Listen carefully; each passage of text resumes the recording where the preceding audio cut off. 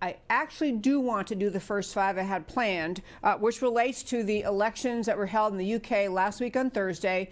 If you were listening last Thursday, you know we had a fabulous guest, George Farmer, join us by phone, a former Brexit leader in the UK, former candidate, laid out for us the various things that could happen based on how those UK elections came out. And I'm going to talk about how they came out and how they're being handled in the press. But I first want to say that as today I was out at a Christmas luncheon, political luncheon with my husband, raced home, kind of finalized the deal to get ready to come here today and do the show. And I learned that there was a ruling issued today in the federal court, Judge Emmett Sullivan in federal district court. He is the judge that the case, Lieutenant General Michael Flynn's case, is in front of him. He had a motion pending by Flynn's fabulous attorney, Sidney Powell, a motion pending to compel the production of documents. Basically, Sidney Powell, as the lawyer for Lieutenant General Flynn, had made the argument that a long variety of documents, a list of documents, as she explained, she listed, she described, were withheld from him, from Lieutenant General Flynn, prior to sentencing or prior to his agreement to plead guilty, and that those documents actually would have been relevant in his decision of pleading guilty and therefore should have been produced under the Brady rule. And because they weren't produced, she was trying to ask the judge, she requested, had a motion to ask the judge to compel production of this list of documents.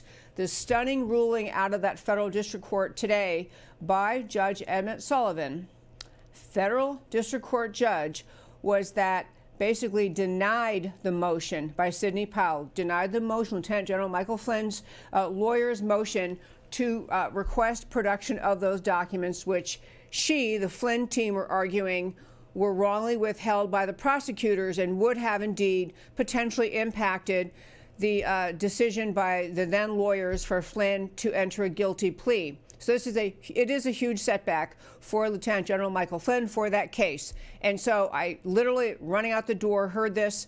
I have not had a chance to dive in and read that, but I will by tomorrow. I'll be back tomorrow to tell you what I think about it.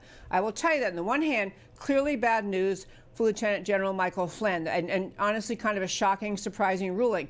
It does not mean the end of the legal battle for him. There are many other options that he may have going forward, but I'm just going to want to get that story out, and I will, as I said, be ready tomorrow to talk about the various options he may have and the ways the case could go forward.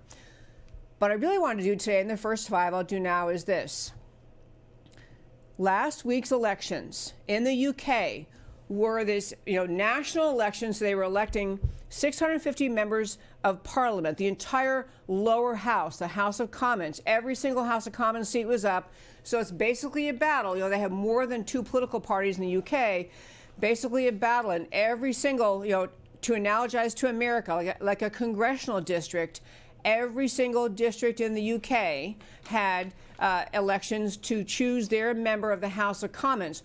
All of this essentially being pushed by the refusal of the ruling elite in England to honor the will of the UK voters from a 2015 vote when they said, yes, we want to withdraw from the European Union. That Brexit vote happening years ago, stalled and stalled by politicians who won't listen to the people. And so that election was called again to try to get the message from the people how they wanted to have the House of Commons go forward. So the great news of that election was, great news if you love freedom and you love the idea of the people having power and the government actually representing them and not ruling over them. The great news was that the Conservatives, Boris Johnson, the Conservatives, won hands down, not just squeaked by a tiny little victory, won hands down. In fact, this election was the worst defeat for the Labour Party, for the Jeremy Corbyn, think of analogous to the Democrats, worst defeat for that party in the House of Commons since 1923. The people of England spoke, and they said, we want to get out of the EU. And so that was a core issue in this election, was the Conservatives, Boris Johnson, saying, I heard you. We're trying to do what you asked us to do. And the Jeremy Corbyn, socialist, globalist, left-winger, similar to the Democrat Party, trying to stall and hedge and essentially would not listen to the people's will. So it was a great outcome for Conservatives there. Since that time, astonishingly, the Labour Party, so like the Democrat equivalent in the UK, the leader there, Jeremy Corbyn, actually said in a speech that even though it was the worst defeat for his party since 1923, said he, that we, meaning he, the left-wing socialist globalist, stay in the big government, grow government, left-wing party, he claimed, we won the arguments with the people, it just didn't get translated into an election victory, which is truly deranged. It is truly, it's way past absurd. It's not like a spin on a close election. Maybe we should have had, 2 more speeches. This is a guy not dealing with reality and not accepting that the people of England, of the UK, when given the opportunity, voted down his left-wing, socialist, globalist, grow the government, ignore the people, empower the ruling elite, which was basically the platform he ran on. Ran on radical climate policy. He was endorsed by this Greta Thunberg, this 16-year-old who needs to go back to school and figure out a few things before she keeps mouthing off about, her climate change agenda and the whole Green New Deal. But he, Corbyn, the leftist, ran on that kind of policy, utterly slapped down by the people of the UK. And actually, he's also refusing to step down as the leader of the Labour Party, even though he just got told by this massive vote that the people don't like what he's saying and don't want him to be in charge of their country.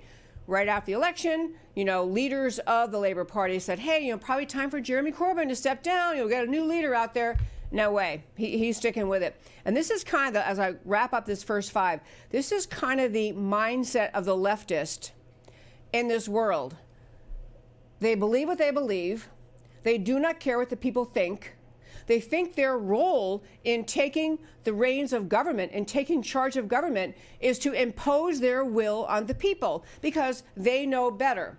They know how everything should be. And if you just give them big government control over everything, they'll control everything and they'll be in charge and everyone will be better off. So the idea that he got a message from the people of the UK, we don't like your policies, it's like he can't process that. He can't listen to the people. And so I will tell you, wrapping up this first 5, I think this is actually a great signal for President Trump in the upcoming elections in 2020. I think it's a signal to stay the course, to not begin to capitulate to the left, not begin to concede to the left, because leftists never concede anything. They never compromise, they never concede, they never come to the center. They have a left-wing agenda and they force it on the people every chance they get. No point in trying to negotiate with that.